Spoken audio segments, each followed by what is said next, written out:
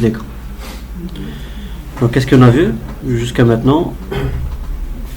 On a créé une première application, G2Hello, et par la suite, qu'est-ce qu'on a fait pour récupérer le répertoire SDK? On est parti Settings, Apparence, ou la Appearance and Behavior, partie Android SDK, et on a changé le chemin. Donc vous n'êtes pas obligé de déposer le répertoire dans le chemin de l'utilisateur. Automatiquement, vous allez voir quelles sont les versions qui ont été installées, les plateformes qui ont été installées. Donc, comme vous voyez, c'est que on a tout installé pour le moment. Alors, on continue. Par la suite, on a la partie barre des tâches. Comme ça, la partie barre des tâches qui contient la partie compilation pour voir si on a des problèmes. Quand on clique sur Make Project ou compiler un projet, qu'est-ce qu'il va faire? Il va compiler le projet et il va aussi nous créer le APK dans le répertoire système du projet. Le run, il va exécuter comme J2E, Java ou autre. Le run, il va nous exécuter l'application. Par la suite, partie debug, pour que je puisse débugger ligne par ligne notre programme. L'intéressant sur Android Studio, c'est que quand on va faire la liaison, c'est un simulateur, mais je vais utiliser mon téléphone comme étant un simulateur. D'accord? Et je vais cocher le debug. Et je coche le debug USB. Sur notre téléphone, la partie outils de développement, on coche débugage USB. Par la suite, on va faire un run ou un debug. À partir de mon téléphone, je peux débugger mon code. C'est ça l'intérêt. C'est que je ne vais pas utiliser un simulateur pour le débugage, mais je vais utiliser directement un téléphone physique. Par la suite, on a l'attachement de téléphone avec un simulateur.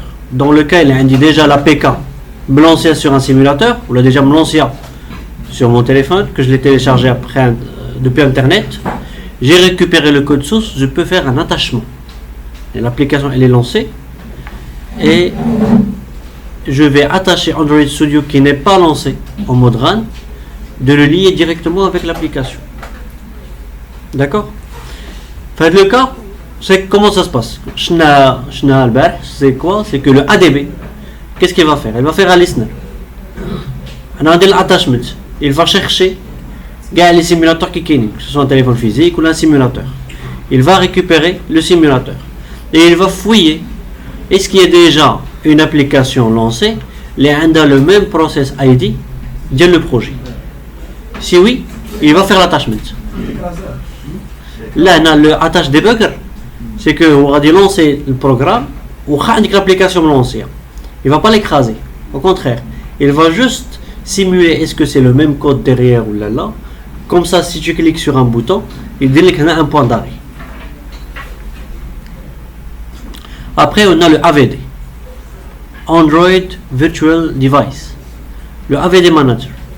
C'est là où on va configurer notre simulateur. Je ne veux pas utiliser mon téléphone. J'ai un iPhone.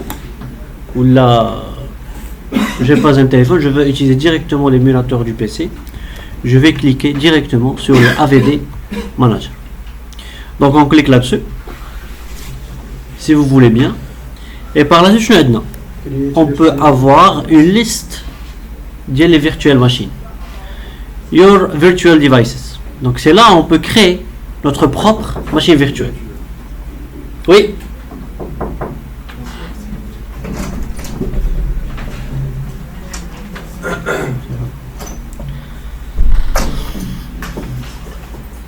Donc on voit ce que je peux lancer directement mon machine virtuelle que j'ai configurée auparavant. Sinon, je peux voir les informations nécessaires. C'est un Nexus 5 avec API 24.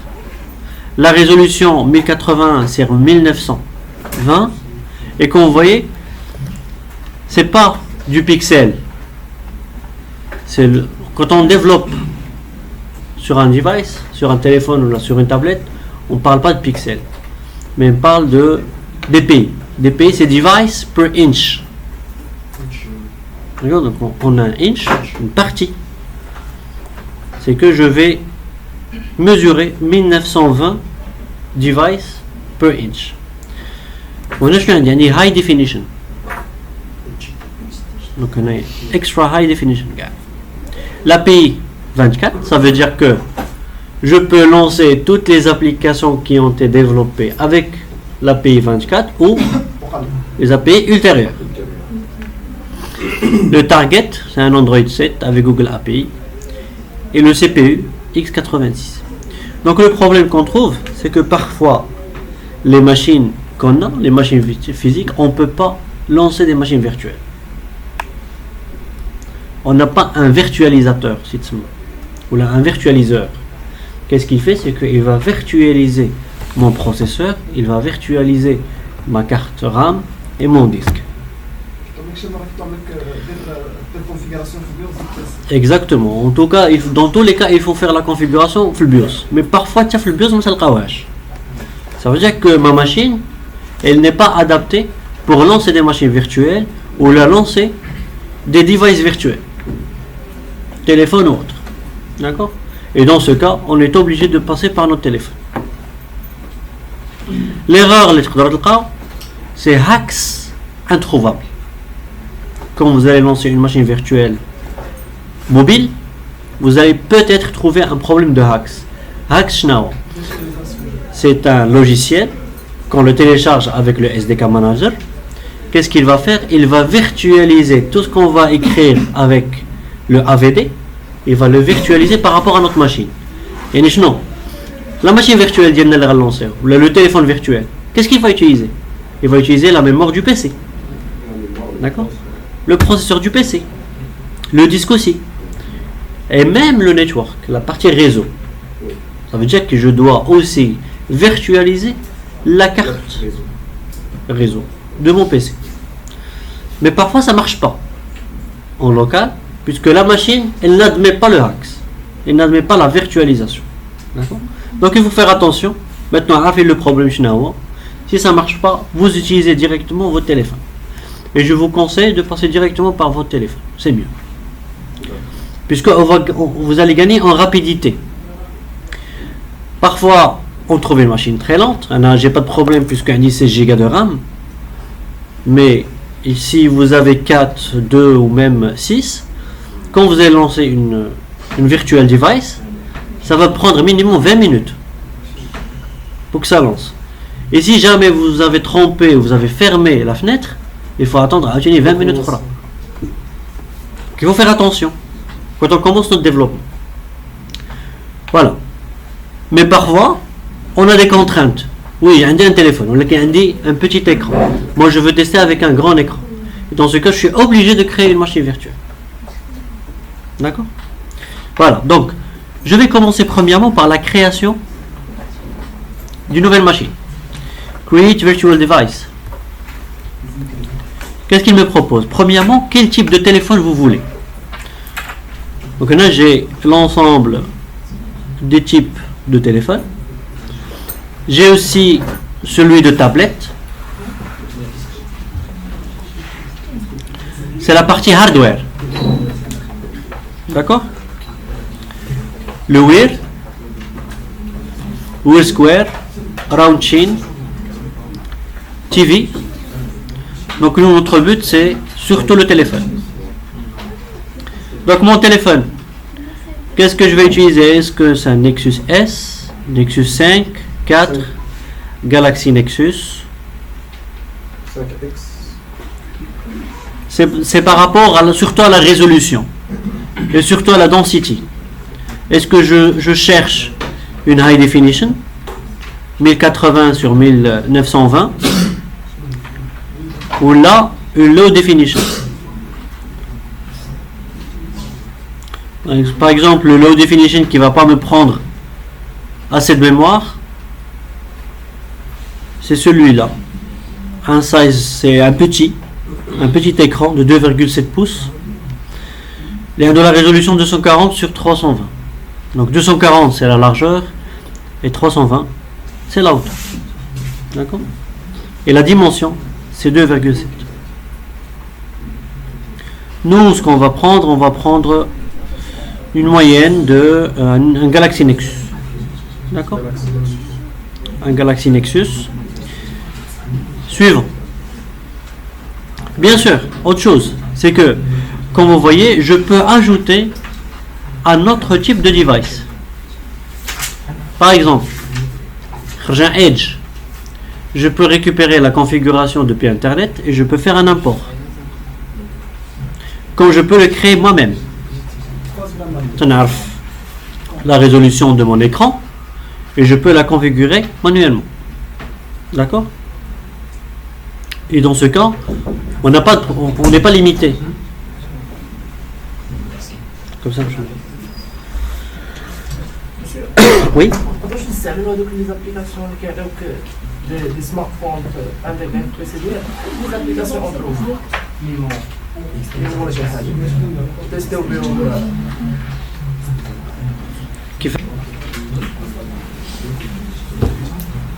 Suivant. Par exemple, il a le Genymotion. Le Genymotion, c'est un outil qui nous lance la machine virtuelle à part. Il n'est pas lié à Android Studio. Il le lance, mais il utilise les mêmes ports que celui utilisé par le ADB. Comme ça, on peut déployer nos packages. C'est ça le but. Maintenant, avec la dernière version de Android Studio, on n'a plus besoin de Genymotion. Puisqu'ils ont optimisé au maximum le lancement des machines virtuelles. Et aussi, on a toutes le paramétrage qu'on peut le faire avec Genymotion, on peut le faire aussi sur Android Studio. C'est ça le but. Voilà, donc je reviens, je choisis Galaxy Nexus, suivant, et là, je dois sélectionner en fait les images. Les images, vous allez le trouver dans votre répertoire SDK. C'est deux points. Pour moi, c'est map.topsystem, application data, local, Android. Dans le répertoire SDK, vous allez trouver les systèmes images. هادو اللي واخدين 20 giga. عندي 15,6. Pourquoi? Puisque ce sont des OS. C'est tout le Android que j'ai téléchargé par rapport aux versions. La version 10, 19, 24 et 25. D'accord? Donc, je peux choisir d'autres images qui sont installées sur mon PC. Donc, quand vous voyez le 10, donc là, je vais vous montrer un petit peu.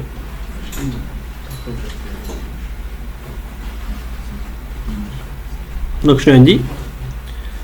Le 10, c'est le Gingerbread.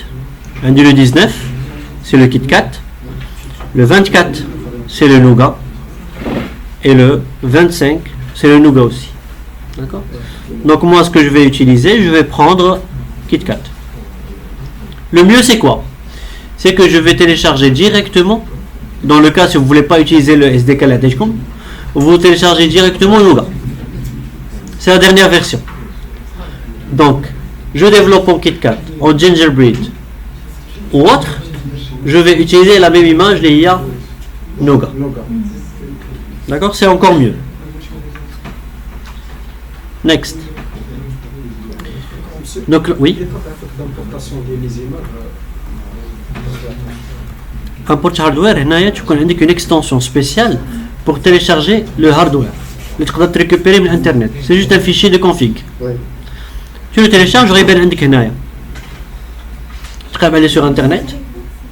D'accord? Tu récupères le fichier et tu peux l'importer Naya. Sinon, tu peux créer ton propre hardware. Le nom du device. Est-ce que c'est un phone tablette? Le size de ton écran. La résolution, la RAM que tu veux donner, etc. Tu veux l'afficher. Ça dépend de chaque téléphone. Par exemple, la configuration dont je chauffe Donc je vais utiliser KitKat, ça c'est juste un exemple. Par la suite je vais l'utiliser Andy Galaxy Nexus API 19. Je vais l'appeler KitKat. Oui.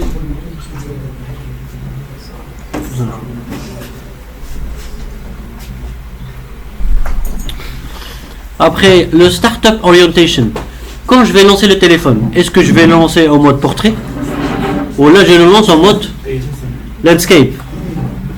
Landscape on l'utilise beaucoup au moment de lancement dans le cas si on développe des jeux.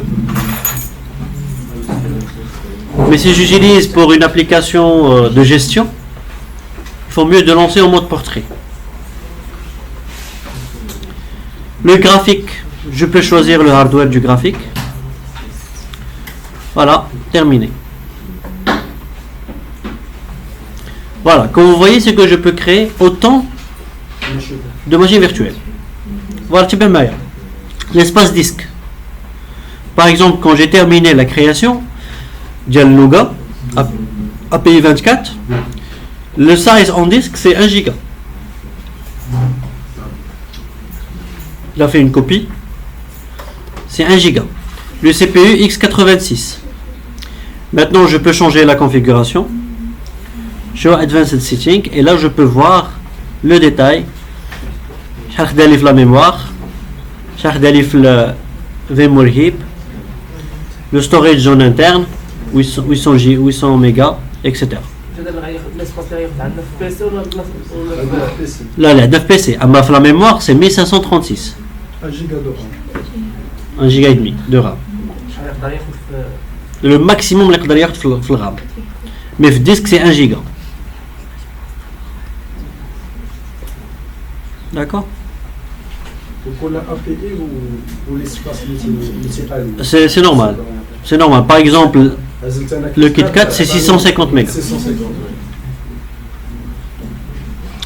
Voilà. Donc par exemple, si je lance KitKat, donc là je peux lancer les deux, comme je peux lancer un seul téléphone. Donc là j'ai cliqué sur Run. Comme vous voyez en bas, qu'est-ce qu'il est en train de faire? Starting AVD. Qu'est-ce qu'il me dit? Cannot launch virtual machine, warning, DNS, is creating, block size. Hacks is enabled. Hacks RAM size. Voilà. Mais quand même, il m'a lancé ma machine virtuelle. D'accord? Donc on voit c'était rapide. Par contre, avant ça prenait beaucoup de temps. Pour un 16 Go de RAM, ça m'a pris du temps. Voilà. Pour lancer la machine, le téléphone. Maintenant ça marche sans problème. Là je peux le fermer et je peux lancer directement mon Nexus. Ça va prendre 20 minutes. Ça dépend de chaque configuration de téléphone. On a 16 Go, ça prend pas beaucoup de temps.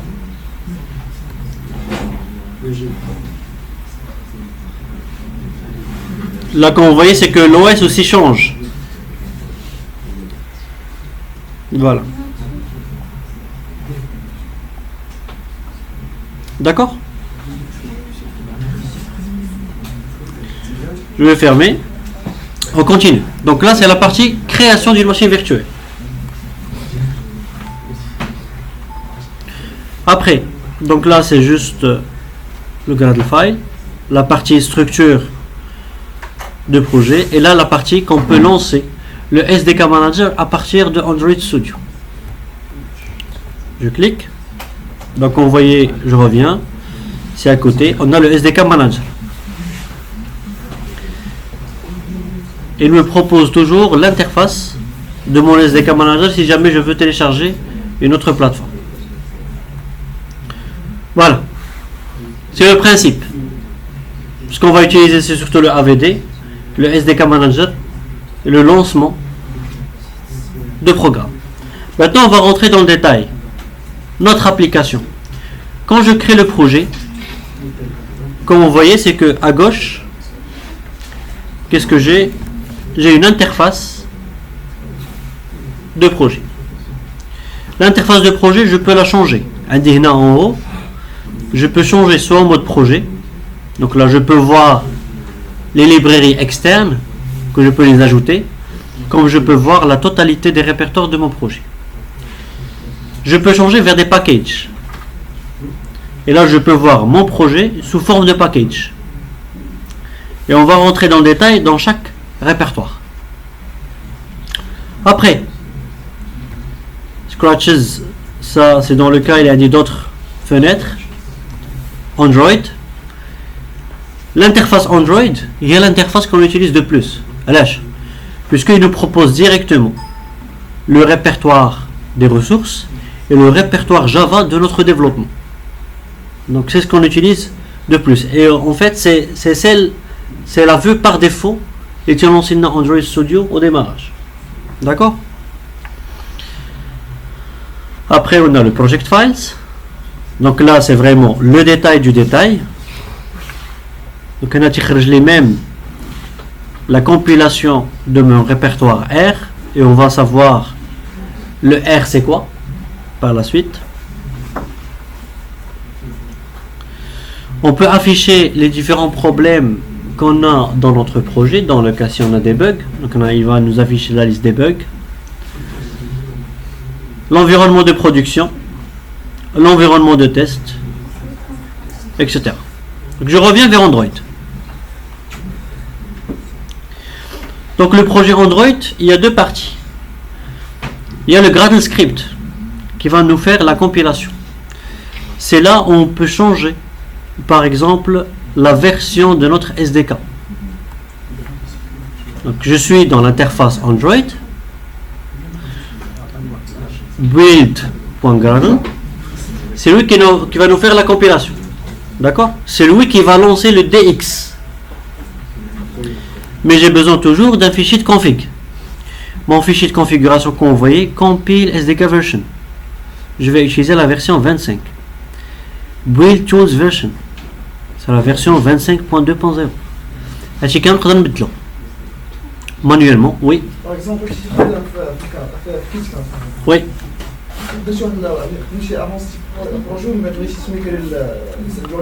Il n'y a pas de souci. Là, le problème, l'upgrade, il n'y a pas de problème. Voilà, qu'il y a downgrade, ça marche pas. Voilà. D'accord? Hier, j'avais des étudiants qui ont déjà fait le test. Quand on a même Lollipop ou Brawl lancé des machines virtuelles sous KitKat et Gingerbread, je dis que monsieur, ça marche. Tu lances l'application. Voilà qu'il y a les fonctionnalités les développées, tu as des erreurs. D'accord? Donc l'application, ça peut marcher. Voilà qu'il y aura des soucis de compatibilité. Donc c'est mieux, si je développe pour KitKat et plus. Mais je ne développe pas pour KitKat ou moins. Par rapport à la version cible que vous allez utiliser. Voilà, l'application ID, comme ce qu'on a dit, c'est le domaine. Le camp.exemple.map.g de hello a le nom d'application là tu l'as معروفة Google Play. Dans le cas si je veux déployer l'application sur Google Play. Le domaine c'est le camp.exemple.map, ça je peux le changer par rapport au nom de domaine de l'entreprise. Point le nom de l'application. Ce qu'il faut savoir, c'est que le nom que vous allez mettre, c'est un nom unique dans le monde. Pour que vous puissiez le déployer sur Google Play. Mais je compte déjà utilisé sur Google Play, sinon ça passe pas. D'accord? Minimum SDK version. Voilà, il nous borne que la compilation et le déploiement de la solution, c'est entre le 19 et le 25. C'est... Oui? Oui.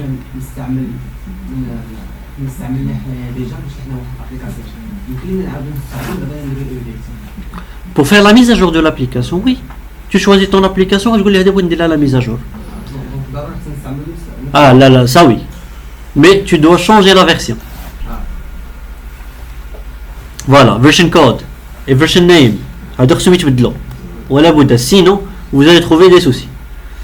Ou le problème sur Google Play, même les messages qui sont affichés, ce ne sont pas des messages les tiens ou non. Donc, il y a le process, la version 1.0, mais la mise à jour 1.1, créer la signature par rapport à 1.1. Il faut faire attention. À la fin, si on trouve du temps, on va faire la signature, on va essayer de déployer une solution sur Google Play. Donc, non, je te donne. Au début, j'ai créé la solution d'Iri avec la version 19. Le KitKat. D'accord? Donc, qu'est-ce qu'il m'a fait?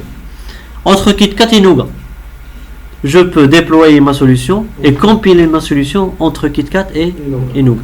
Donc, le minimum target version, c'est 19 et le target SDK version, c'est 25. Test instrumentation runner, ça je ne vais pas rentrer dans le détail, c'est dans le cas je veux créer des tests unitaires. D'accord? C'est que on dit le projet a dit des classes de tests que je peux l'utiliser pour faire les tests unitaires. C'est pas notre but du cours. Voilà. Donc là, qu'est-ce que c'est? Juste question de jar utilisé par l'application, les jars utilisés pour le test et la version de compilation, le V7 et le G8. Voilà. Fichier de build, c'est bon. نصيحة. Faut pas changer le fichier de build. Lecture بدل versionning de code ou le version name. Amma le target, je préfère que tu crées un projet from scratch et tu le lances. علاش? Puisque Rajima, tu compares l'application, tu dis là rentre le Gradle et je vais changer le mini version vers 18. On tient 18 même télécharger. Tu vas compiler, tu vas trouver des erreurs. Donc c'est mieux. Mais le je vais essayer le SDK manager d'y je vais télécharger comme plateforme. Si c'est bon, oui, je peux faire le changement. Ou là je crée l'application mais voilà, ça c'est fait. Je rentre maintenant dans le répertoire app. C'est notre répertoire de développement, application. Premièrement, j'ai la partie au répertoire manifeste. C'est là où j'ai mon fichier de configuration. On va beaucoup utiliser ce fichier de configuration à l'âge. Le développement mobile, en général, indique une application. Je vais la déployer sur un téléphone. L'application, est-ce qu'elle a la main d'utiliser toutes les fonctionnalités de téléphone? Yani, j'ai accédé à la caméra, j'ai accédé au contact, activer ou désactiver le Bluetooth, activer ou désactiver le Wi-Fi. Non. Elle n'a pas la main de faire ce changement. Pour faire ce changement, il faut que j'ajoute des permissions. Voilà. Pour ajouter les permissions, c'est dans le fichier manifeste. Dans le fichier de configuration. Voilà. C'est dans Android manifeste. Qu'est-ce que j'ai? Donc c'est un contenu XML. Un contenu XML, il commence toujours par un élément racine. Quand j'ouvre un élément, je dois le fermer en bas. Par la suite, je peux trouver un élément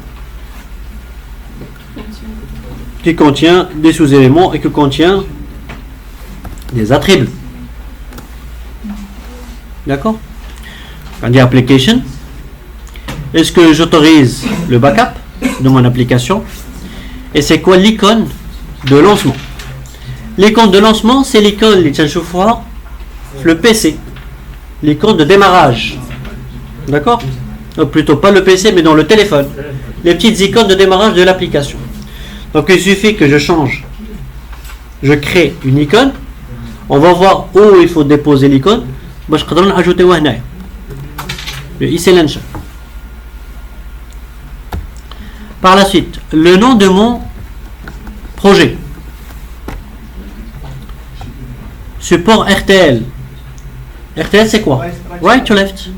Ou le left to right. كتب بالعربية ولا كتب بالفرنسي. Donc right to left c'est l'Arabia.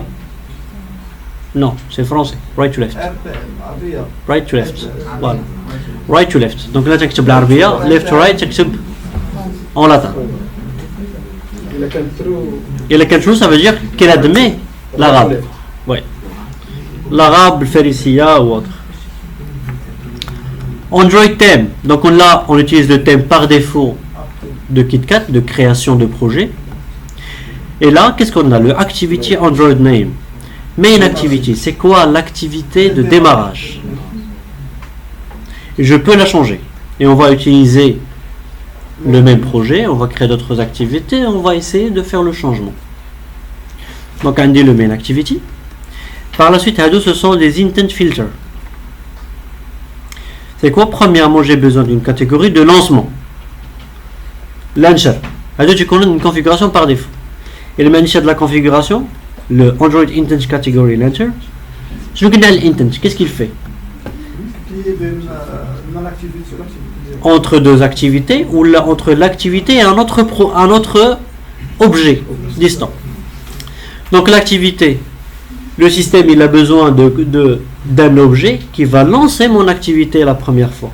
Qui va la lancer, c'est la catégorie launcher. Android.intent.catégorie.launcher. D'accord?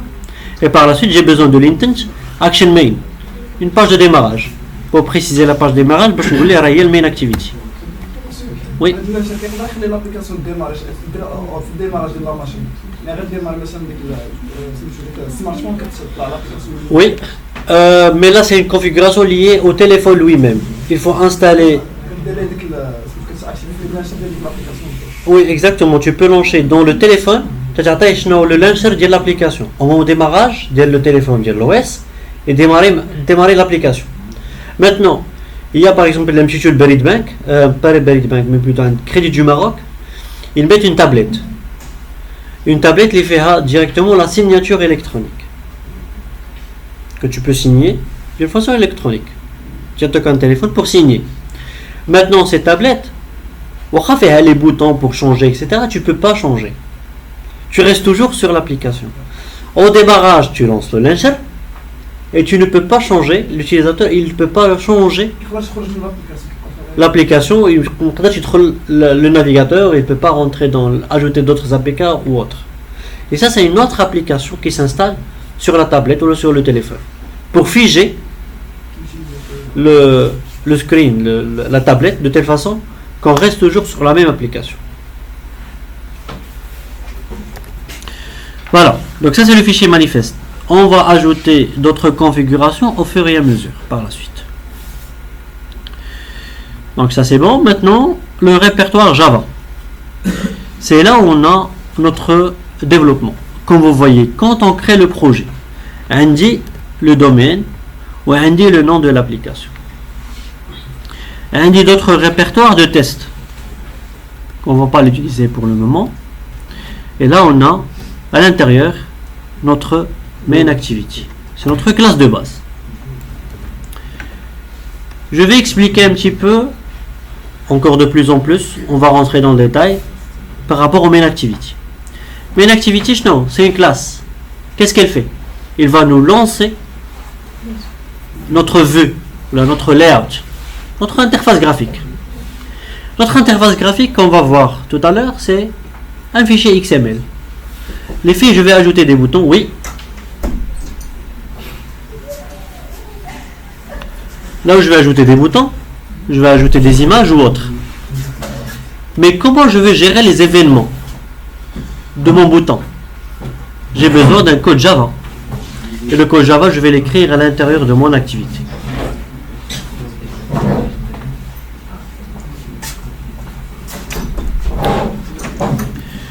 Bon, ce qu'il faut savoir, c'est que la classe activity, c'est une classe Java. Mais pour dire que c'est une activité, il doit hériter depuis la classe activity system. App compat, c'est par rapport à la version de développement. Mais là, directement Froyo, app contact, directement activity. D'accord? Mais il faut savoir, une activité, il hérite depuis la classe activity system. Pourquoi? Comme ça, on va gérer un cycle de vie d'une activité. Un cycle de vie, c'est quoi? Démarrage de l'application. L'application a 2 en pause. On va réduire. On va en start. On va supprimer, ça 12 le destroy. D'accord? Voilà.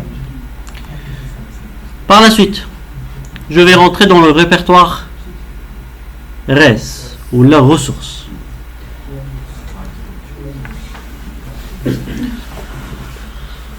C'est un répertoire très important. Sans lui, on n'a pas d'Android. Premièrement, on a l'activité.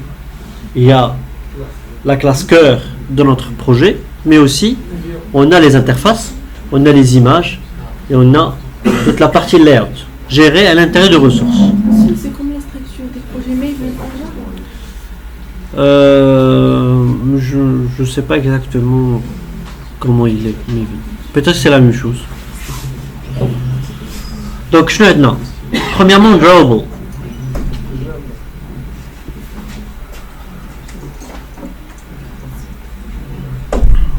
Drawable, ce sera nos images qu'on va le mettre à l'intérieur.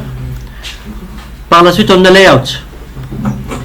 Layout, comme vous voyez, c'est que activity underscore main. Je submit l'activité d'Yann. Main activity. Donc, quand on crée le layout, il va nous inverser les noms. Il va commencer par activity underscore main. .xml. Donc, comme vous voyez, c'est juste un contenu XML. Alors, il y a vraiment une amélioration par rapport à l'ancienne version d'Android Studio. Pourquoi? Puisque avant, il n'y avait même pas, même sur ADT, sur Eclipse, les mobcache d'avant, il n'y avait pas l'interface graphique. Mais je ne le visuel. Mais je ne directement le contenu XML en bas. Donc, quand vous voyez l'interface Activity ou l'interface de layout, il y a deux parties, la partie design et la partie texte. La partie design, là on peut faire un drag and drop de mes contrôles, c'est un contenu, c'est du WYSIWYG. Soit je peux utiliser directement un contenu XML. Donc nous on va utiliser les deux. Durant l'OTP, on va faire un peu d'XML, on va faire un peu de layout, etc. Voilà, donc ça c'est mon contenu XML. Et en même temps, comme vous voyez, c'est que je peux voir le rendu à droite. Par exemple, je peux faire un Android.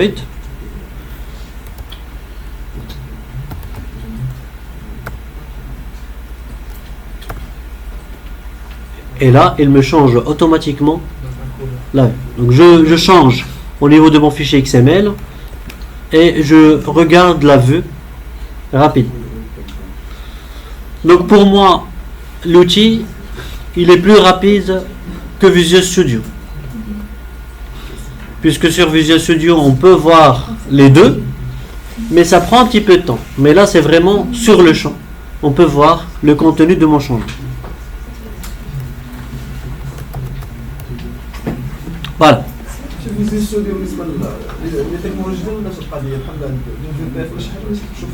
Oui, tu vois, mais ça prend un petit peu de temps.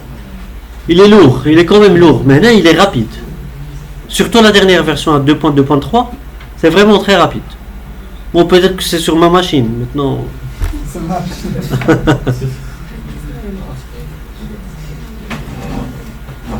Très luxe.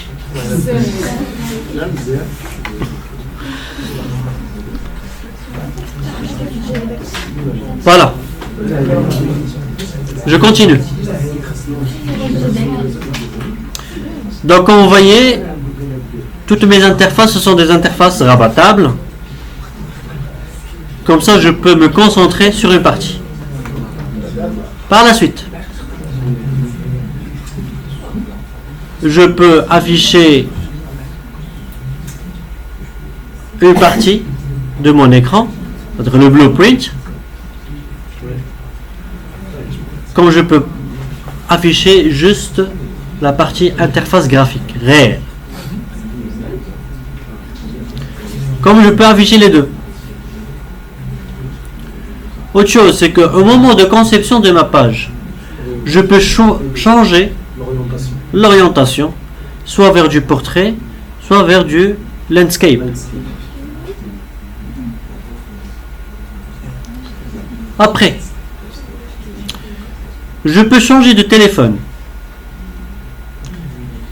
et de l'afficher sur un autre type de téléphone. Un Wear, TV ou autre. Donc moi je reste toujours sur mon mon téléphone Nexus 5. كاين شي واش كتقدر منه تقدر ريسبونسيف علاش ما دير لي طاي ديال Il n'y a pas un outil, mais en fait tu peux voir le rendu total.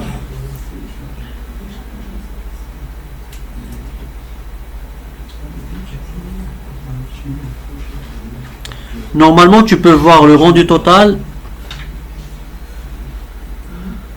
Voilà, je pense que c'est ça.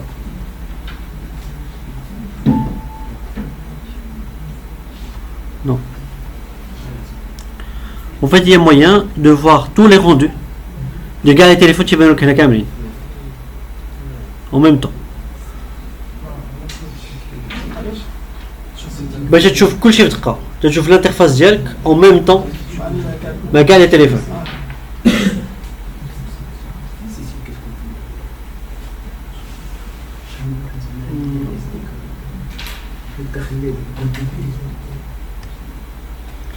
Bon,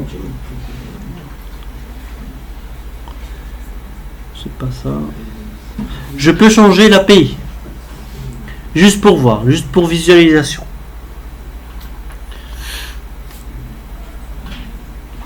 Après, j'ai la notion de zoom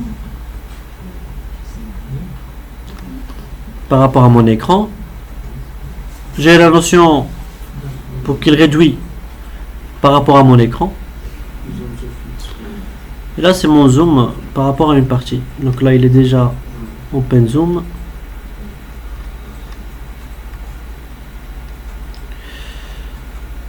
No warning. Donc là j'ai pas de problème au niveau de mon interface graphique. Voilà, donc par la suite on va commencer le changement petit à petit au niveau de notre projet. Donc là c'est le layout. Donc là elle m'a créé deux versions de X large, ça je vais le supprimer.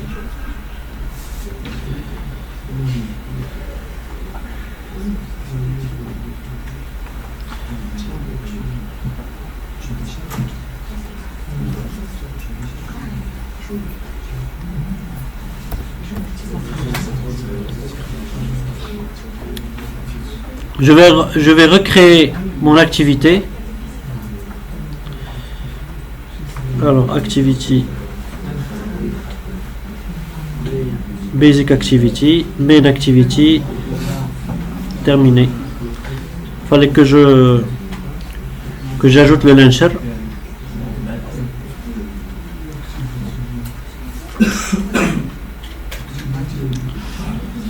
Là, elle m'a ajouté un autre type. C'est pas grave.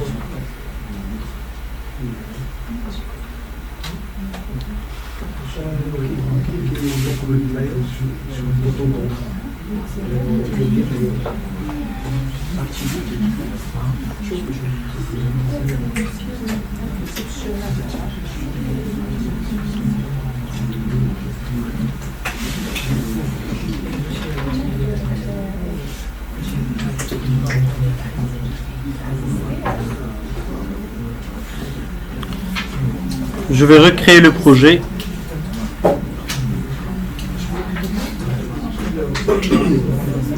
New project. LOG2.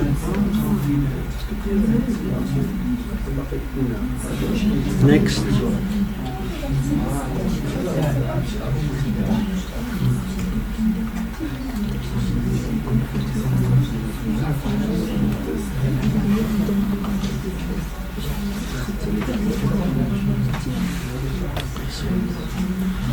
Voilà, donc là c'est mon layout. Par la suite, le MIP-map. Le MIP-map, c'est un répertoire qui contient le launcher. Qui contient le launcher. Donc là, je peux le changer par rapport à une icône de mon application. Le répertoire le plus important, c'est Values, qui contient des fichiers XML. Premièrement, la couleur. Je peux ajouter autant de couleurs que je veux pour l'utilisation sur plusieurs layouts. C'est très important. Quand je développe sur un layout, mais je n'ai le layout d'Yali, Activity Main, je dis que Android, il faut respecter des bonnes pratiques. Premièrement, toutes les couleurs et les dimensions appliquées. Je ne vais pas les ajouter manuellement dans le fichier layout, mais je dois les ajouter directement dans les fichiers color et dimensions. Autre chose, le contenu texte du string que je vais écrire, je ne vais pas le taper directement dans le layout, mais il faut que je l'ajoute dans le fichier strings.xml. LH. Toutes les applications qu'on a, ils sont traduits d'une façon automatique. Automatiquement, je peux faire la traduction en anglais, en français ou d'autres langues. Maintenant, si je vais écrire le contenu directement dans le layout, je dois écrire un code en Java, récupérer, tester sur le code et faire le changement. Maintenant, avec le fichier string.xml, avec le contenu camel string, les pages, les layouts, je vais faire un copier-coller, je le change avec strings-fr, strings-nl, strings-en-ar, pour contrôler le contenu, et je change directement le contenu texte. Comme ça, il va chercher le nom, il va chercher la langue du téléphone. Il va trouver que c'est de l'anglais. Il va chercher est-ce que j'ai un fichier strings-en. Si oui, il va charger le fichier strings-en et non pas strings-fr. Néerlandais la même chose, chinois, l'arabe ou autre. D'accord? Comme ça peut être, on peut forcer la traduction. Du coup, l'application d'Yali des boutons avec des langues. Est-ce que c'est du FR, du NL ou autre? Quand je clique, je fais le changement d'une façon automatique. Comme ça, il va charger le fichier adéquat. D'accord? Un exemple très simple d'utilisation. En Belgique, par exemple, on ne peut pas écrire ou développer une application sauf qu'elle soit par défaut en deux langues. Puisqu'il y a des Wallons, il y a des Flamands. Les Flamands, c'est des Néerlandais qui parlent hollandais. Et les autres, ils parlent français.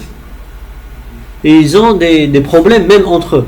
C'est que on peut pas, si je développe une application juste en français, les Néerlandais ils vont pas l'utiliser. Sachant bien qu'ils parlent aussi français. Les Français, si je l'écris en néerlandais, ils vont rien comprendre. Et du coup, toutes les applications qu'on développe, pour eux, que ce soit des sites web ou des applications mobiles, par défaut, c'est en deux langues. Maintenant, ils ajoutent aussi l'anglais. Puisqu'à Bruxelles, on appelle même une zone internationale, où il y a du wallon, du flamand, du Dutch et aussi de l'anglophone. Donc il faut minimum 3 langues. Voilà, donc comme vous voyez, même le application name qu'on a ajouté au début, il est ajouté automatiquement dans le fichier strings.xml. Comme ça, si je veux faire le changement, je fais le changement à ce niveau. Ça fait. Voilà. Donc, premièrement, je vais commencer mon lancement de l'application. Donc là, qu'est-ce qu'il me fait? Il me dit, il n'y a aucun device qui est connecté. Et aussi, no USB device or running emulator detected. Il y a deux choses. Soit on donne le AVD d'Yali et je lance mon application.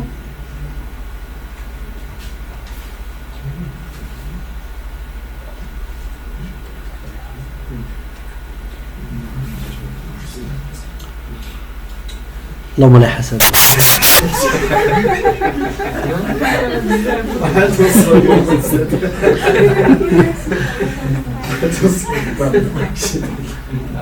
Et par la suite, je clique sur Run. Qu'est-ce qu'il me fait? Il va chercher dans les ports 555, donc ce qu'on a dit, le ADB. Il m'a trouvé que j'ai déjà un Nexus API lancé. Donc là, qu'est-ce qu'il va faire? Il va compiler, créer le package et il va faire le déploiement. Donc là, qu'est-ce qu'il fait? C'est le Gradle qui permet de faire un lancement, un build running. Il va lancer déjà premièrement un build. Et le build, c'est avec le Dalvik qui va changer le code en Java, en Android, vers un code binaire. Par la suite, il va me créer l'APK.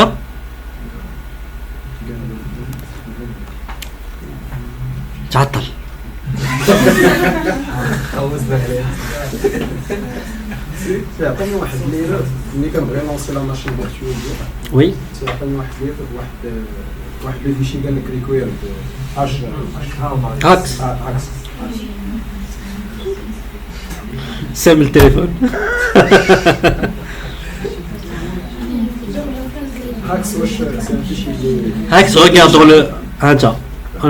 Donc, quand vous voyez, c'est que j'ai le lancement de mon application directement sur mon device.